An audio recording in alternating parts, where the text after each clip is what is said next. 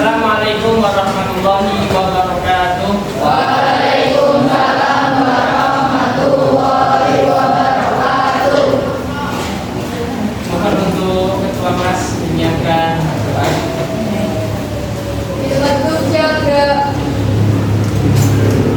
Sudah mulai.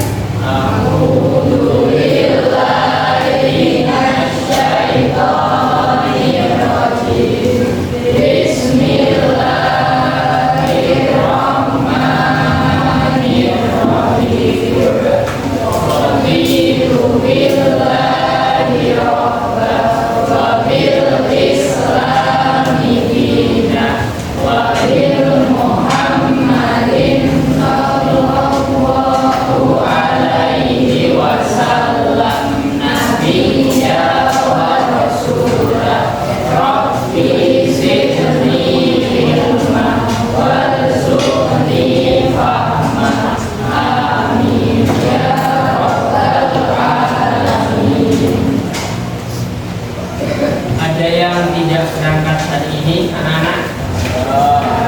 Siapa? Baik? Empat. Kenapa? Sakit. Ada suratnya? Empat sakit. Dibuka Yasinnya, anak-anak. Sudah sampai mana? Sudah sampai Yasin atau Al-Baqarah? Yasin ayat ke berapa dibuka, Mas, Mbak?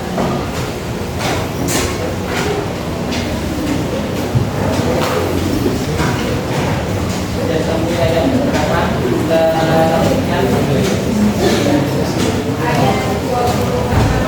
Ayat berapa?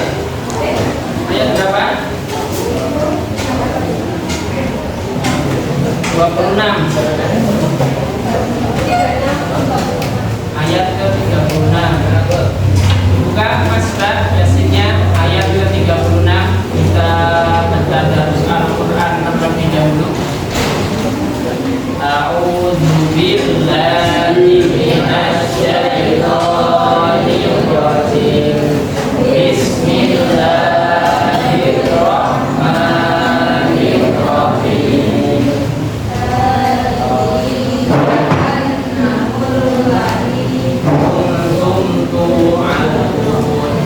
Islauhal yawma bima kuntum takfurun.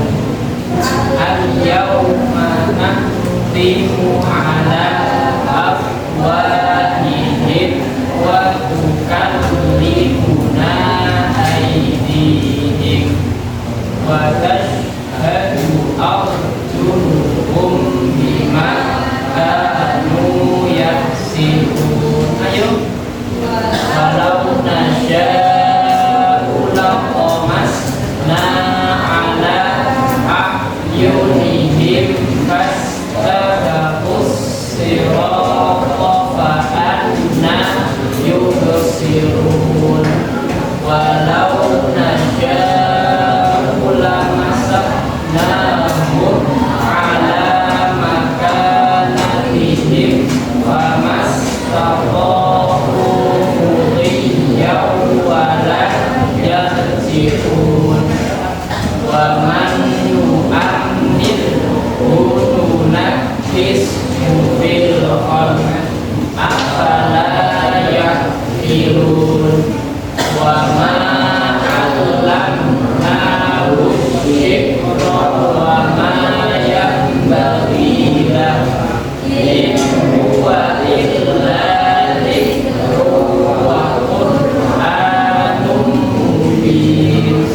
liyunzira man kana hayyan wa yahiqqal qawlu 'alal kafirin.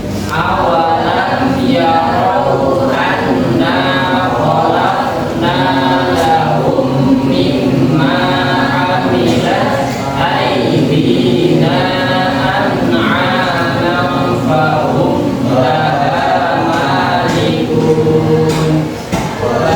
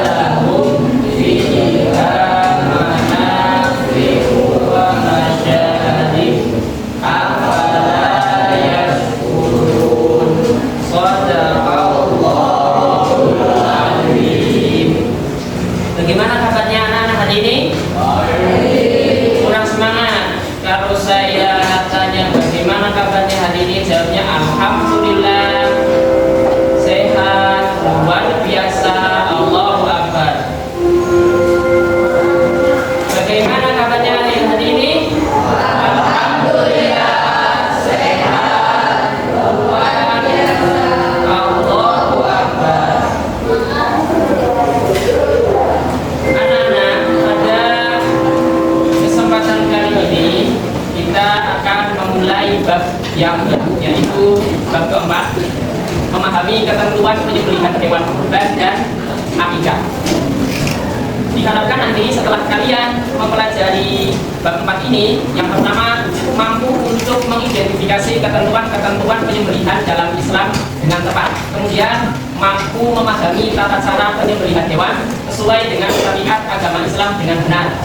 Kemudian kalian juga diharapkan mampu untuk menyelesaikan ibadah kurban dan juga ibadah akikah di dalam Islam dengan baik dan benar.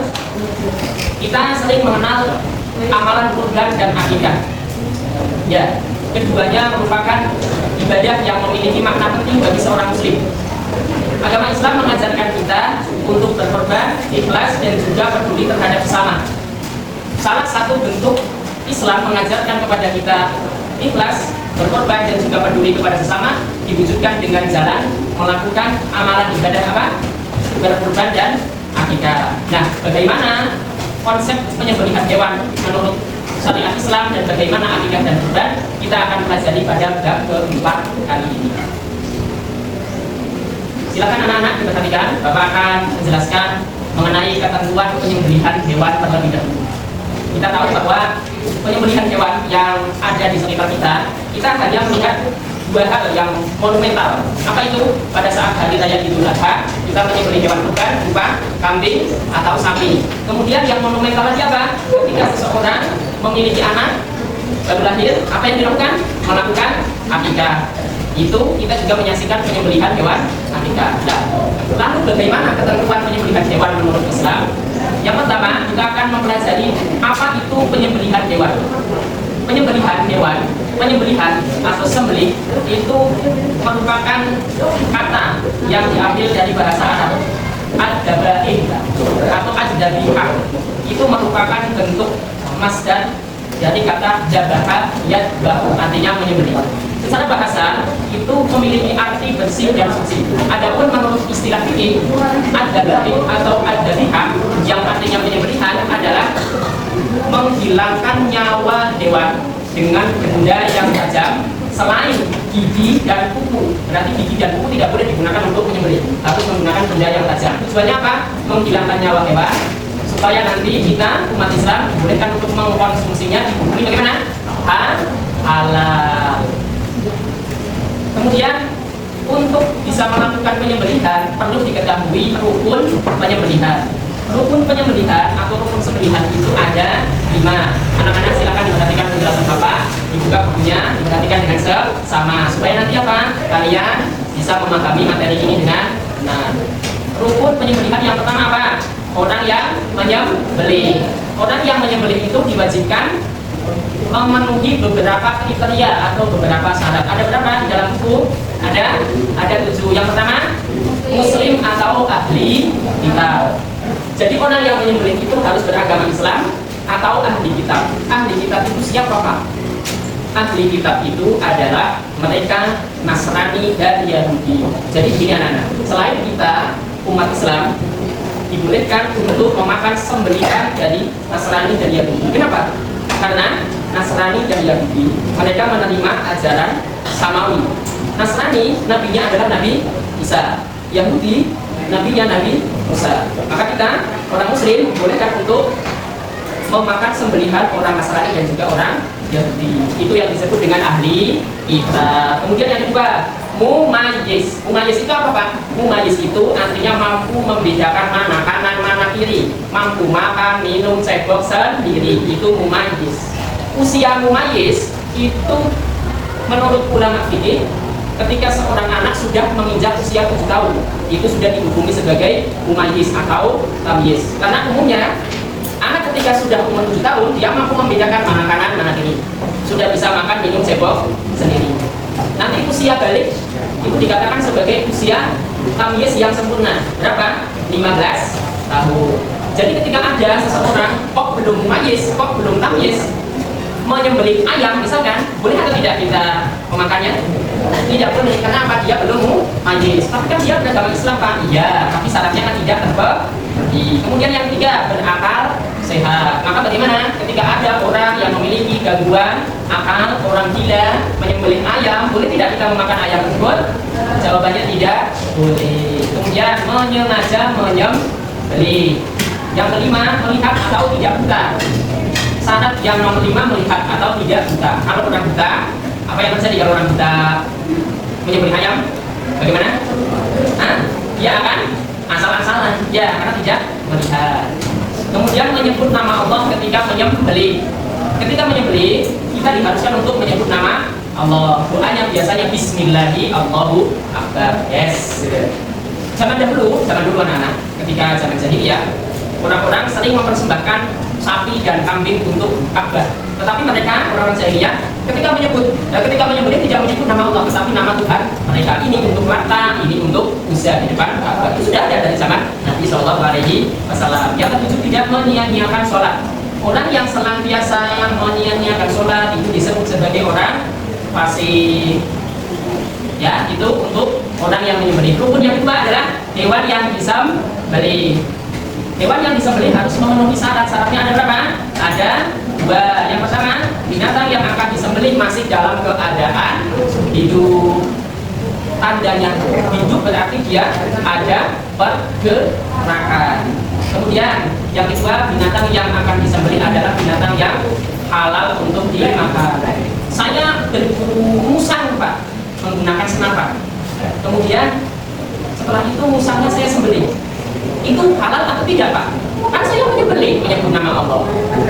Jawabannya tidak halal. Kenapa? Karena musang bukan termasuk hewan yang boleh disembelih. Bagaimana dengan kuda? Ada orang menyembelih kuda. Boleh atau tidak itu? Kuda dimakan? Kuda. Terus disembelih. Boleh atau tidak? Jawabannya boleh, karena kuda termasuk hewan yang boleh untuk di jelas anak-anak. Jadi hewannya harus masih hidup. Yang kedua, termasuk hewan yang dibolehkan oleh Islam untuk dikonsumsi. Kemudian yang ketiga adalah alat untuk menyembelih. Alat untuk menyembelih juga harus memenuhi beberapa syarat anak-anak. Yang pertama, tajam, tidak tumpul. Karena kalau tumpul berarti bagaimana? Menyiksa hewan. Makanya Nabi Shallallahu Alaihi Wasallam mengatakan bahwa salah satu bentuk berbuat baik itu adalah menajamkan pisau ketika hendak menyembelih hewan. Kenapa? Supaya hewan tersebut tidak tersiksa. Coba misalkan kalau pisaunya itu tumpul untuk menyembelih, kira-kira ayam yang disembelih itu mati karena pisau atau mati karena tersiksa? Saya, Pak Guru, menyembelih ayam. Ayamnya masih hidup. Ayam hewan yang halal dimakan. Tapi pisau Pak Guru tumpul. Pak Guru menyembelih ayam. Ayamnya matinya. Yang jadi pertanyaan, ayam itu mati karena pisau atau karena tersiksa? Halal atau tidak ini? Tidak halal. Kenapa? Matinya bukan karena disembelih, tapi karena tersiksa. Ya, paham ya? Yang kedua, tidak terbuat dari gigi, kuku maupun tulang. Tidak boleh. Pak Guru mau menyembelih ayam menggunakan tulang. Tulangnya Pak Guru tajamkan untuk menyembelih ayam, tidak boleh. Harus menggunakan benda selain kuku, kulit, dan juga tulang. Gigi juga tidak boleh. Misalkan ada gigi gajah kemudian ditajamkan untuk menyembelih ayam, tidak boleh. Karena terbuat dari gigi. Maka alat untuk menyembelih tidak boleh terbuat dari gigi, tulang, dan juga kuku. Ya, boleh kalau menggunakan batu, boleh. Menggunakan logam seperti pisau, boleh. Kan ada ya batu yang tajamnya luar biasa, ya, boleh. Kemudian yang selanjutnya adalah memotong kulkum dan mari. Kulkum itu apa? Kulkum adalah jalan pernapasan atau saluran pernapasan. Mari itu apa? Jalan makanan atau saluran makanan. Jadi ketika seseorang mau menyembelih, dia harus memutuskan 2 saluran ini, saluran pernapasan dan saluran makanan. Ini wajib, ya, diingat-ingat. Kemudian niat menyembelih, yang terakhir niat menyembelih. Kemudian anak, di dalam proses penyembelihan itu ada hal-hal yang disunahkan dan hal-hal yang dimakruhkan. Apa saja hal-hal yang disunahkan itu? Apa saja hal-hal yang dimakruhkan itu? Kita akan bahas bersama-sama. Yang pertama, yang disunahkan adalah menajamkan alat penyembelihan. Sebelum kamu menyembelih ayam, pisaunya harus ditajamkan terlebih dahulu. Makruh ketiga, alat untuk menyembelih pisaunya itu tumpul, itu makruh. Kemudian menghadapkan ke arah kiblat. Ketika kamu menyembelih binatang, sapi atau kambing, ya. Oh, Mbak Jessica ada, boleh silakan Ananda Jessica. Ya, sama. Yang kedua yang disunahkan adalah menghadapkan hewan ke arah kiblat. Jadi posisinya hewan dihadapkan ke arah kiblat. Kemudian saya sebagai penyembelih juga harus menghadap kiblat. Pernah melihat ketika sembelihan hewan kurban, hewan dihadapkan ke arah kiblat, sapinya, dombanya, lalu baru bisa menyembelih. Itu sunahnya. Kalau tidak dihadapkan ke arah kiblat, bagaimana Pak? Apakah sah? Sah. Apakah halal? Halal. Ini hanya sunnah. Yang makruh adalah ketika menyembelih dihadapkan kepada hewan lain yang akan disembelih. Misalkan Pak Guru mau menyembelih kambing, di sana ada kambing. Pak Guru menyembelih kambing sengaja dihadapkan ke arah kambing yang masih hidup. Itu makruh. Karena apa? Bisa membuat kambing yang masih hidup itu merasa takut. Nanti jangan-jangan giliran saya yang dipotong. Sebenarnya di sana dengan kambing. Pak Guru juga pernah. Kemudian yang disunahkan nomor 3, dibunyikan ke tulang rusuknya yang sebelah kiri agar tidak dalam penyembelihan. Ketika hewan itu dihadapkan ke arah kiblat, dirobohkan ke arah kiblat, maka secara otomatis itu sudah dibunyikan ke bagian rusuk, sehingga mudah ketika menyembelih. Ya, jadi kepalanya, nah ini anak. Hewannya sapi, ya. Kemudian dibunyikan ke arah kiblat. Yes. Jadi kan ke arah sono. Ininya, kepala sapinya kan ada di sana. Bapak yang menyembelih sedang Bismillahirrahmanirrahim. Yes. Jangan ditarik, tidak boleh. Kalau menyembelih seperti itu, tidak boleh. Tidak boleh. Ya, harus satu kali jalan. Jangan. Tidak boleh. Ya. Paham? Kemudian yang dimakruhkan adalah mengasah atau menajamkan alat yang digunakan untuk menyembelih di depan hewan. Pak Guru mau menyembelih sapi, kemudian dengan santainya Pak Guru menajamkan pisaunya di depan sapi. Strong. Sapi, kamu akan saya sembelih. Itu Kemudian yang disunahkan selanjutnya dilonggarkan semua tali ikatan supaya hewan itu tidak tersiksa karena diikat. Tapi dalam beberapa kasus kita sering menemukan bahwa ketika sapinya itu susah dikendalikan, maka akan diikat semua kakinya. Itu makruh. Paham anak-anak semua?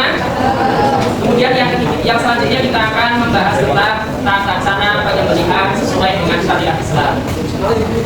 Dalam proses penyembelihan ada dua keadaan. Yang pertama disebut dengan maqdur alaihi dan yang kedua disebut dengan ghairu maqdur alaihi. Yang pertama maqdur alaihi.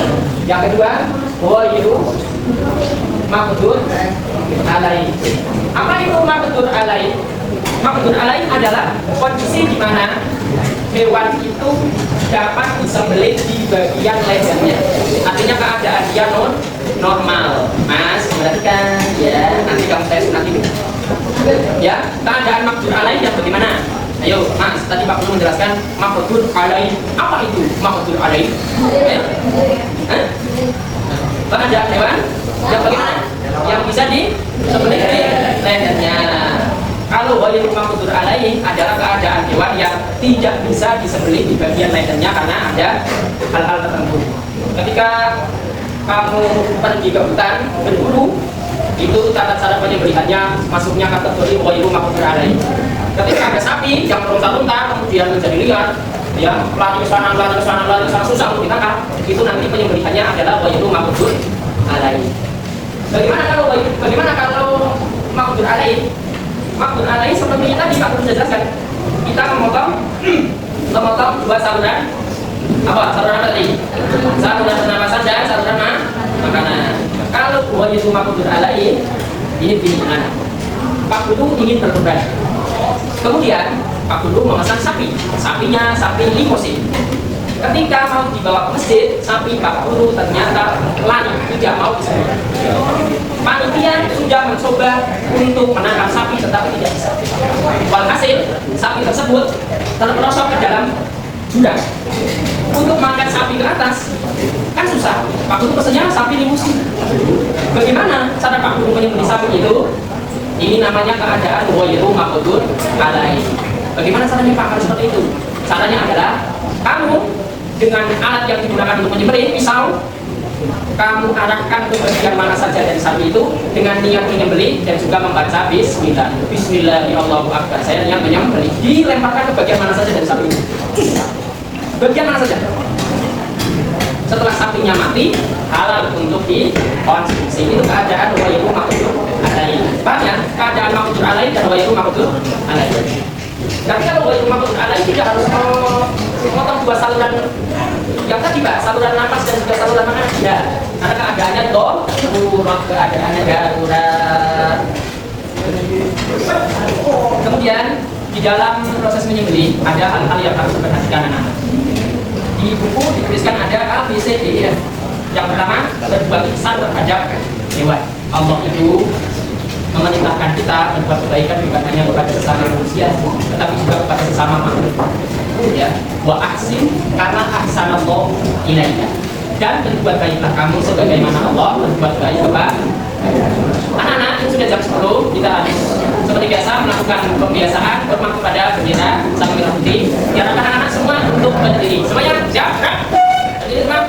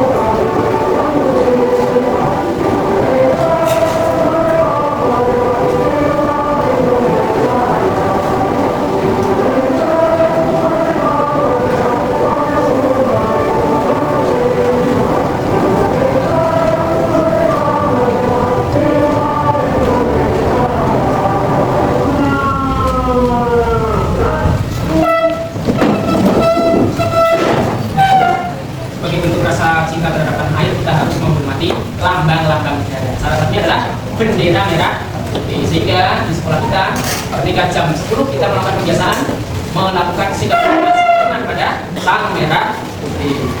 Bapak lanjutkan, harus berbuat ihsan, berbuat baik kepada hewan. Caranya bagaimana? Dengan cara apa? Dengan cara satu, menajamkan alat yang digunakan untuk menyembelih. Jangan sampai yang kedua, jangan menyembelih di hadapan hewan lain yang masih hidup. Kemudian dimiringkan ke sebelah rusuk kiri, merebahkan hewan tersebut dan meletakkan kaki pada rusuk lehernya agar hewan tersebut tidak meronta-ronta dengan hebat dan juga lebih mudah nantinya untuk disembelih. Dihadapkan ke arah kiblat, dibuka. Sudah otomatis bukan ke arah tulang rusuknya sudah otomatis. Ya. Kemudian menghadapkan hewan ke arah kiblat. Ya. Lalu memegang pisau dengan tangan kanan dan menahan kepala hewan ketika menyembelih.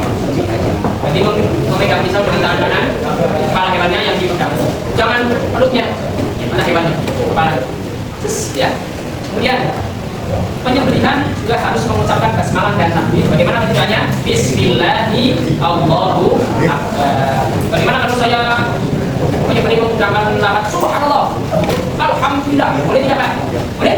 Kan ada nama Allah. Subhanallah, Alhamdulillah. Kamu menyembelih ayam. Alhamdulillah. Bagaimana? Boleh? Boleh. Sah? Sah. Alat.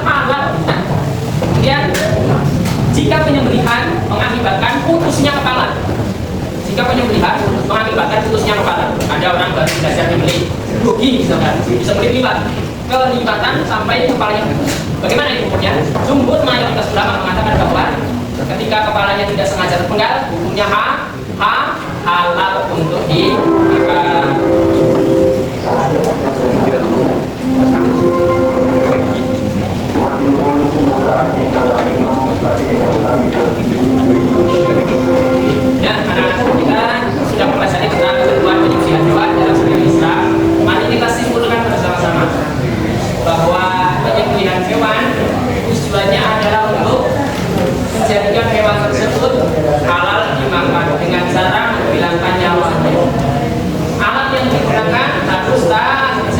tidak boleh terbuat dari kuku, gigi maupun tulang. Gitu. Kemudian orang yang menyembelih harus memenuhi syarat-syaratnya. Ada tujuh tadi, ada Islam atau ahli kitab, mumayyiz, berakal sehat, tidak menyanyiakan sholat, dan lain sebagainya. Kemudian ketika menyembelih harus diperhatikan harus mengenai dua saluran. Saluran apa? Saluran makanan dan saluran pernafasan. Begitu ya. Baik anak-anak, kita cukupkan pembelajaran kita sampai hari ini. Tetap semangat belajar, jangan berhenti untuk belajar. Kalau salah dalam belajar itu masih dimaafkan karena kamu masih dalam proses belajar. Yang salah itu sudah salah, tidak mau belajar. Begitu anak-anakku.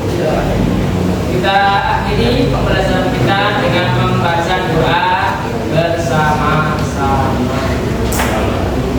Ayo, Mbak. Satu jam. Kita mulai. A'udzu billahi